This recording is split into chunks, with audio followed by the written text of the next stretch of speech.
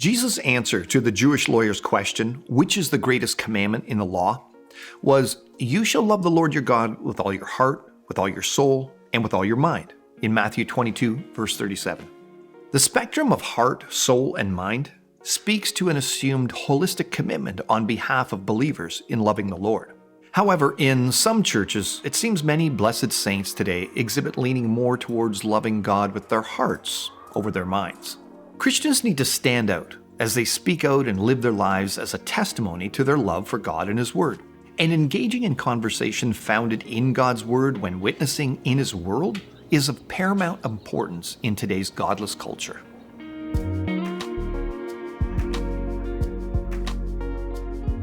The term apologetics is often associated with this type of engagement, as it refers to the ability to give a reasoned defense of the faith and proclamation of the gospel as per the command of 1 Peter 3:15. Having a reasoned defense of God's Word, especially when discussing foundational issues such as the question of origins, moral issues, social standards, etc., is essential in witnessing and social engagement in culture. And God's Word speaks about conducting ourselves wisely when we do so. Look carefully then how you walk, not as unwise, but as wise. Ephesians 5, verse 15. The book of Proverbs, for example, contains Holy Spirit-inspired insight and advice for believers, referred to as wisdom literature. And wisdom is like a toolkit for thinking, and God's Word says we should seek wisdom and ask for it if lacking. It makes sense that Christians should seek wisdom, as Proverbs 9:10 says, "The fear of the Lord is the beginning of wisdom, and the knowledge of the Holy One is insight." Now, the opposite of wisdom is foolishness, and the Bible clearly identifies who typifies foolish thinking at the most basic level. The fool says in his heart, "There is no God." Psalm 14, verse 1. So the Bible clearly identifies atheists as fools. And yet, many Christians seem nervous to engage with atheists intellectually, and some are downright fearful of trying to make sense of their arguments against God. Why?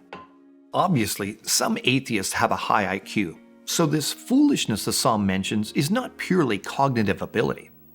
Rather, it's a mindset or worldview that omits the idea of God, which cannot lead to wise conclusions.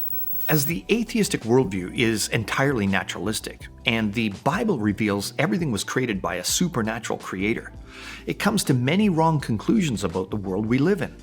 For Christians looking for wisdom in responding to atheist arguments against God, Proverbs 26, 4 and 5 gives clear direction into both how to and how not to answer their objections.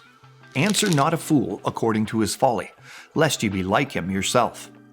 Answer a fool according to his folly, lest he be wise in his own eyes." Now, although these verses may be speaking about a variety of people being foolish, we know that atheists are definitely counted among them. So let's identify what this fool's folly must encompass for atheists. Classical atheists declare there is no God, so they must have an alternative way to explain existence without a supernatural creator. And the only option for them is some form of evolution. No matter what you call it, Darwinian evolution, neo-Darwinian evolution, chaos theory, punctuated equilibrium, etc., it's the concept that everything came about through naturalistic processes. And that is the foolishness the psalmist speaks about.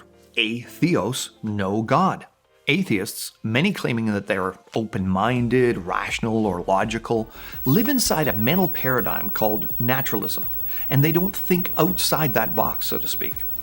So, all thinking atheists must believe in evolution. That is their main folly.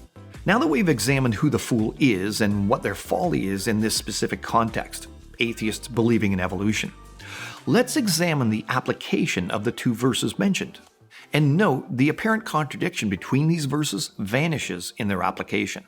Verse 4 says not to answer a fool according to his folly, or you will be like him. And that means Christians shouldn't answer atheists by buying into their way of thinking, or they will appear foolish themselves. The last thing an atheist needs is to hear from a Christian is that they affirm their foundational doctrine, evolution, is true. As an example, Observe the following discourse from a debate between theistic evolutionist Francis Collins, a professing Christian who believes God used evolution to create, and the famous atheist Richard Dawkins. Collins: by being outside of nature, God is also outside of space and time. Hence, at the moment of the creation of the universe, God could have also activated evolution, with full knowledge of how it would turn out. Dawkins: I think that's a tremendous cop-out. If God wanted to create life and create humans, it would be slightly odd that he should choose the extraordinarily roundabout way of waiting for 10 billion years before life got started, and then waiting for another 4 billion years until you've got human beings capable of worshiping and sinning and all of the other things religious people are interested in. See how Dawkins easily pokes holes in Collins' statement? Because Collins doesn't start with a plain reading of God's Word and a commitment to biblical authority. Rather than stating what the Bible actually says, he says God could have activated evolution. Dawkins' ridicule is valid because Collins is starting with conjecture and opinions based on man's word rather than God's word. Furthermore, the Bible isn't about what God could have done, it's about what he said he did. Declaring Genesis 1-11 as compatible with evolution is practically indefensible against an informed opponent because of the effects this would have on the entire biblical narrative. By affirming evolution and long ages before humans appeared, Christians can't explain the gospel rationally or give a ready answer to the number one philosophical question skeptics ask about Christianity. If there's a loving God, why is there so much death and suffering? Famous Darwin historian and Bible skeptic Peter Bowler easily demonstrates how theistic evolutionist position deconstructs the evolutionist Christian worldview because its introduction of death and suffering existing prior to Adam sinning. In this statement, if Christians accept that humanity was the product of evolution, even assuming the process could be seen as an expression of the Creator's will, then the whole idea of original sin would have to be reinterpreted.